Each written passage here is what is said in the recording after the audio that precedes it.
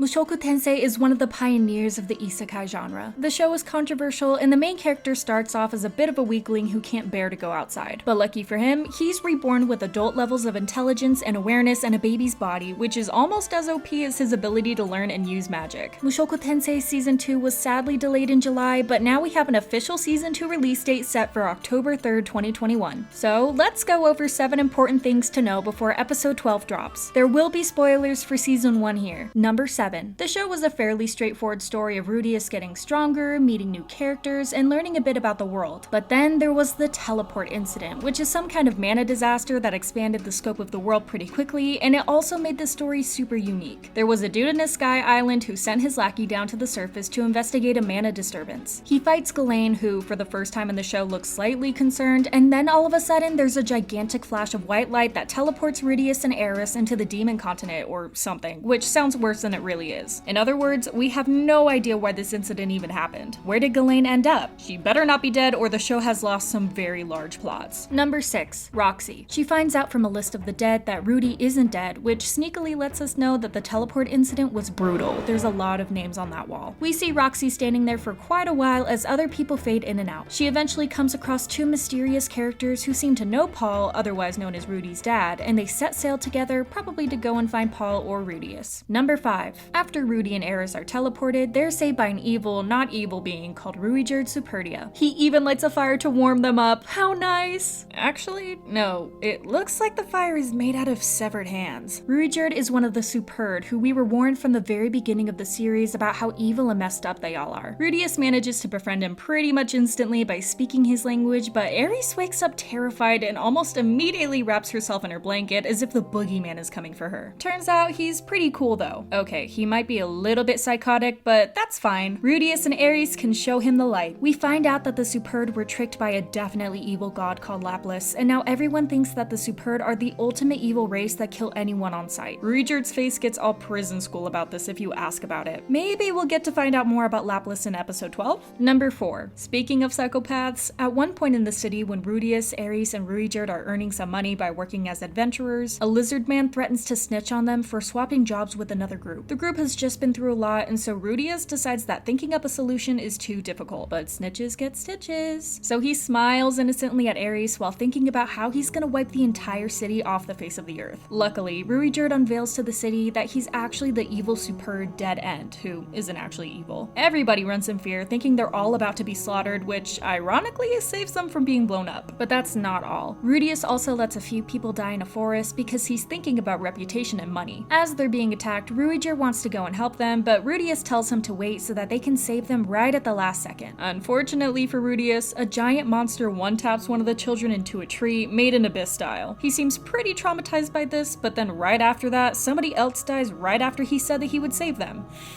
Awkward. Rudeus might be a little unhinged, so let's hope he fixes that somehow. Number 3. The Dragon Guy. Who is this dude? He's walking on a mountain when a huge red dragon swoops down and roars at him. Then they stare at each other for a little bit and suddenly everything is chill. But he did seem to know that there was a mana disaster incoming, so he must be pretty strong. Number 2. Aris. Throughout season 1, we see the development of Aris from a spoiled, annoying brat into someone who can withstand a tail whip from a giant monster with ease. For real, she gets bopped towards a tree like that other kid, but instead of having every bone broken in her body, she uses her dagger to parry herself off the tree, and then proceeds to cut the damn thing in half. I thought she was going to be somewhat weak and need protecting all the time, but this show always delivers. How strong will she become next season? Number 1. This mysterious looking dude that we meet in episode 9 that calls himself the Man God. He sort of looks like the ghost of the Going Merry from One Piece. He shows up in the dreams of Rudeus and seems to have some kind of agenda. He says he's on Rudeus' side, but it's not that convincing. He is the one who tells Rudeus to trust the Superd, Ruijard to stop Rudeus from dying, so he clearly wants Rudeus to live for some reason. But he says himself that he isn't the one who reincarnated Rudeus, so what does he really want? Hopefully season 2 will give us the answers, unless you're a light novel reader, in which you already know. Hopefully this gives you a quick refresher for the new season so that you can get the most out of the story. There's a lot of things to look forward to. It's not every day that you get an anime that has so many interesting plot lines. Did I leave anything important out? Let me know in the comments below what you think. Don't forget to like and subscribe and hit that notification bell for more anime goodness.